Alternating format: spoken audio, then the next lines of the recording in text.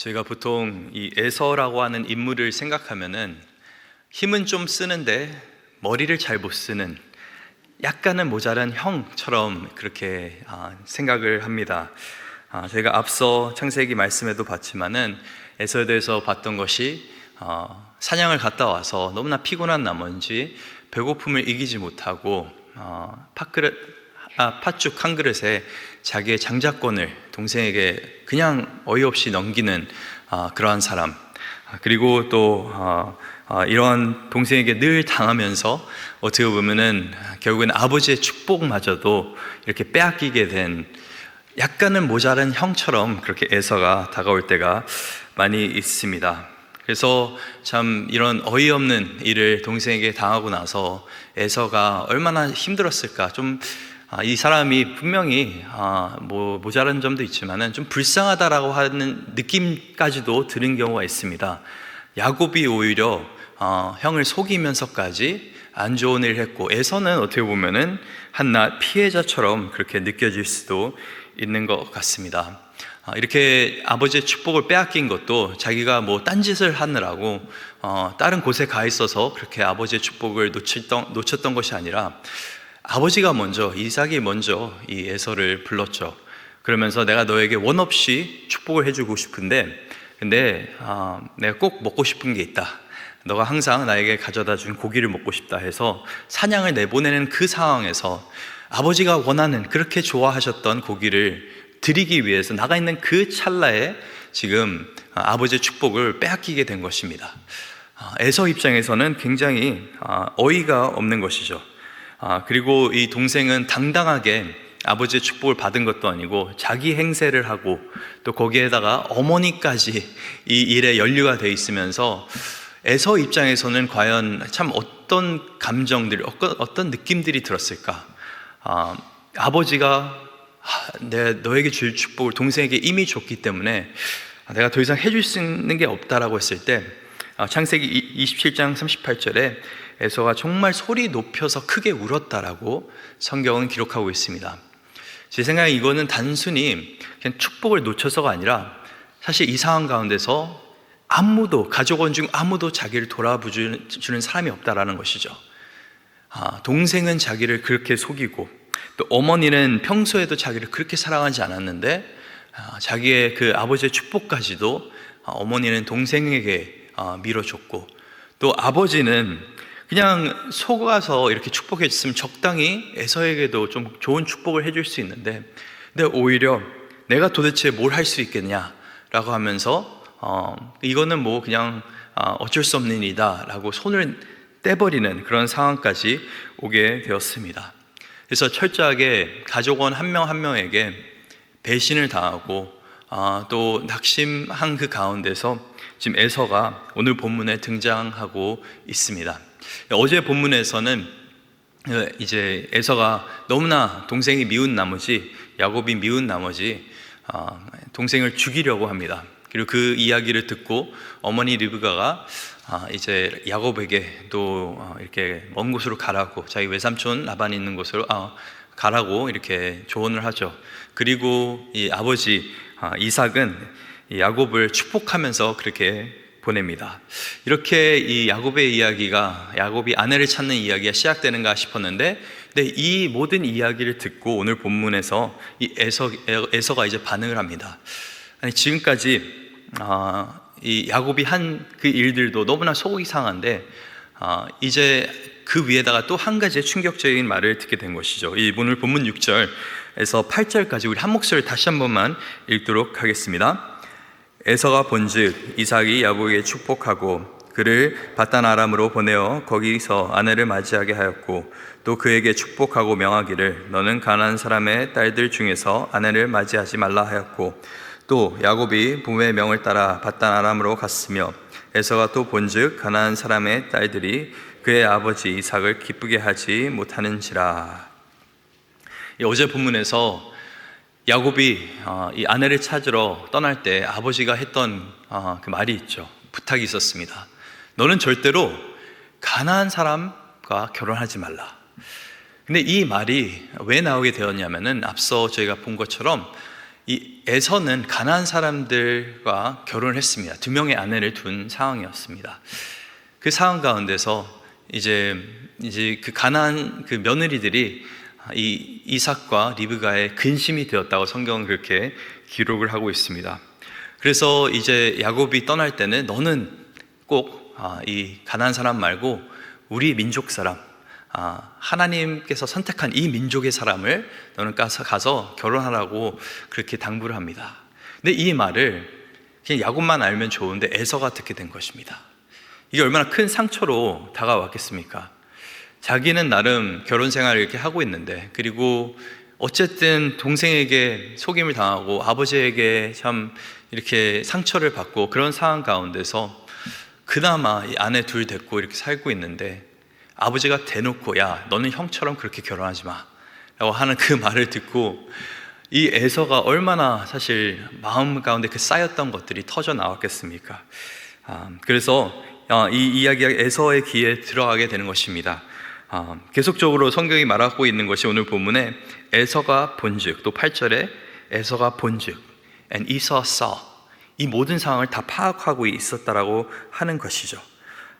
그리고 자기의 아내들을 이 부모님이 얼마나 탐탁하지 않게 생각하고 있는 건지, 인정하고 있지 않고 있는 것인지, 얼마나 그들로 하여금 근심하고 있는지를 이렇게 보게 되는 것입니다.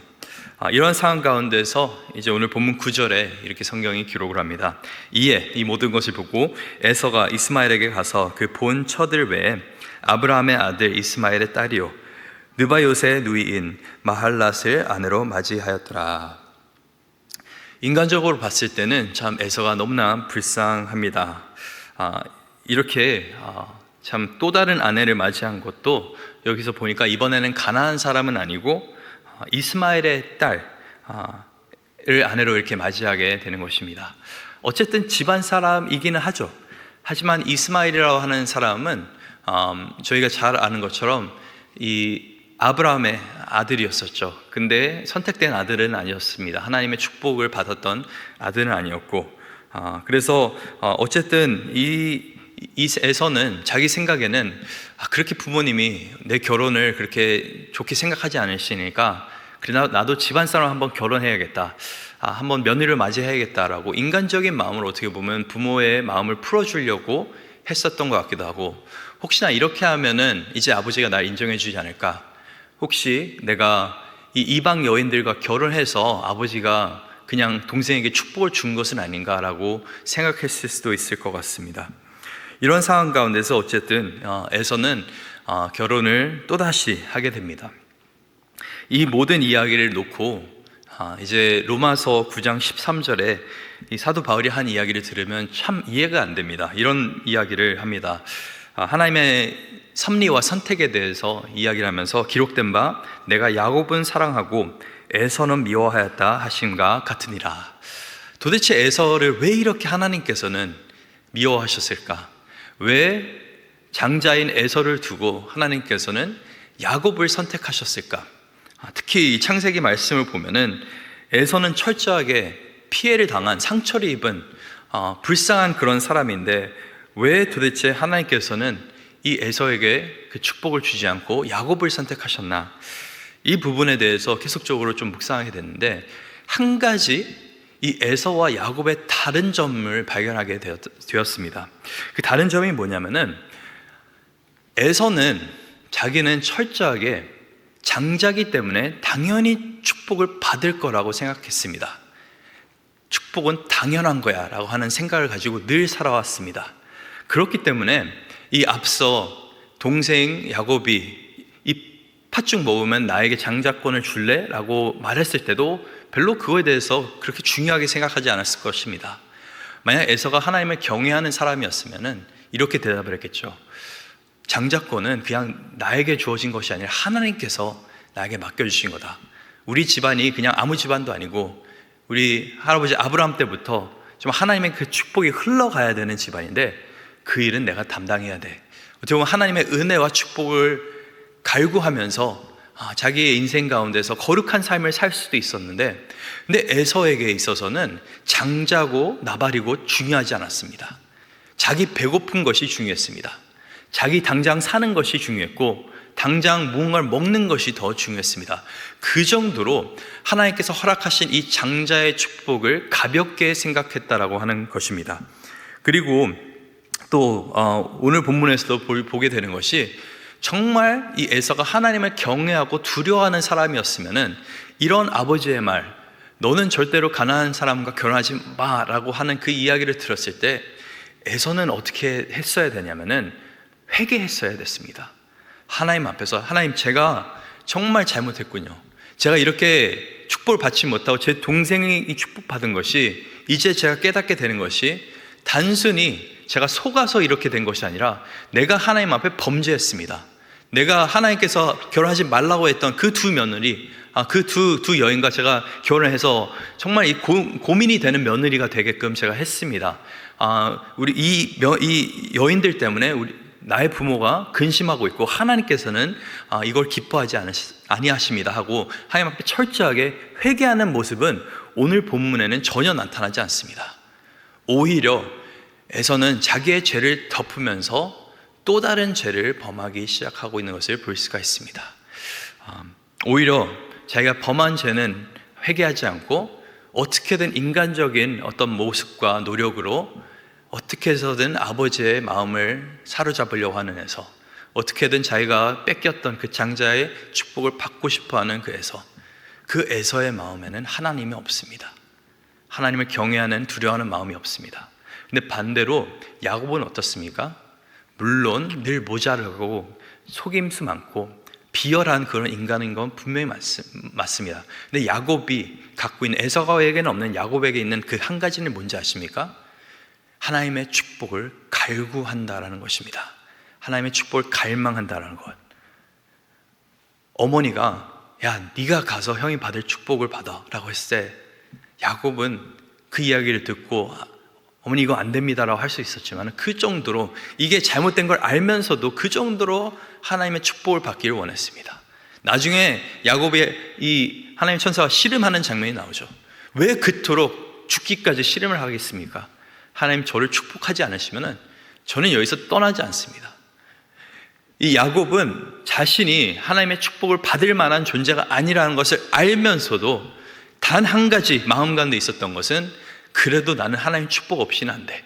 끝까지 하나님의 축복을 갈망했던 그런 사람이었습니다. 물론 야곱도 잘못했었고 에서도 잘못했었고 사실 이들 집안에서 잘한 사람은 아무도 없습니다. 이삭도 아버지로서 실패했던 사람이었고 또 리브가도 어떻게 보면은 한 아들만 그렇게 사랑했던 어떻게 보면 잘못된 그런 어머니였습니다. 근데 이 가운데서 한 가지 보게 되는 것은 하나님의 놀라운 그 축복은 갈망하는 그 사람에게 결국에는 흘러 들어가게 되어 있다라고 하는 것입니다. 저희도 물론 이 에서처럼 다른 사람들에게 상처를 받고 또 그로 인해서 어떻게 보면 우리의 죄를 정당화시키려고 할 수도 있습니다. 저희도 에서와 같이 죄 가운데 살면서 그래도 할 만해, 제가 삶 가운데 이런 아픔을 당했으니까, 이런 어려움을 당했으니까. 근데 한 가지 분명히 기억해야 되는 것은 내가 다른 사람에게 상처를 받았다고 해서 나의 죄가 정당화되는 것은 절대 아닙니다. 내가 다른 사람이 나에 대해서 해코지를 했다고 내가 다른 사람을 해할 수 있는 것도 아니고 하나님 앞에 범죄하는 것이 죄가 아닌 것은 아닙니다. 물론 여러분이 받은 그 상처가 물론 잘못된 것이고 여러분에게 상처 준 사람이 악한 것은 분명히 맞습니다. 하지만은 내 과거를 돌아보면서 내 불쌍한 현실을 바라보면서 하나님, 나는 이렇기 때문에 어쩔 수 없습니다 하면서 하나님의 말씀을 거절하고 갈망하지 않고 살아가는 것은 그것 또한 죄라는 것을 성경은 분명히 말하고 있습니다. 그래서 우리가 기억해야 되는 것은 죄가 있다면은 하나님 앞에 철저하게 덮는 것이 아니라 회개할 수 있는 그런 은혜가 있을 수 있기를 간절히 소망합니다. 예수님께서는 십자가상에서 그러셨습니다. 정말 자기를 해하려고 하고 있는 사람들, 자기를 죽이려고 십자가에 못 박은 그 사람들을 바라보면서 또 그렇게 고백을 하시죠. 나의 하나님, 나의 하나님, 어찌하여 나를 버리셨나이까. 근데 이 예수님의 이 반응과 에서의 반응, 현실의 그 어려움 속에서 나타냈던 그 반응, 두 가지 반응은 극명하게 차이가 있습니다. 에서는 현실의 어려움 속에서 하나님을 원망하고 또 자신의 힘으로 일을 해결해 나가려고 했다고 한다면은 정말 버림받은 그 상황 가운데서 예수님께서는 끝까지 아버지의 뜻을 쫓아 그렇게 사셨습니다. 그 가운데서 예수님께서 한번 정말 신나게 욕 한 번 하셨어도 예수님을 손가락질 할 사람은 아무도 없었습니다. 근데 그 가운데서도 예수님께서는 사람들이 자기네에 대해서 죄를 범하고 있고 자기를 해하려고 하는 그 상황 가운데서도 철저하게 죄를 짓지 않으셨습니다.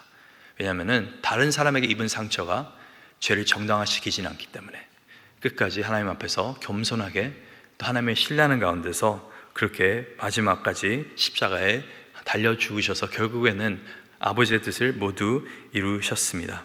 그래서 우리도 오늘 삶 가운데서 죄를 덮는 것이 아니라 회개할 수 있는 믿음이 있기를 간절히 소망합니다. 나의 죄를 정당화시키는 것이 아니라 정말 하나님 안에서 내 죄를 더욱더 고백하면서 새롭게 될 수 있기를 간절히 소망합니다. 그리고 무엇보다도 정말 은혜를 갈망하는 사람들 될 수 있기를 바랍니다. 우리는 다 어떻게 보면 야곱과 같은 존재입니다.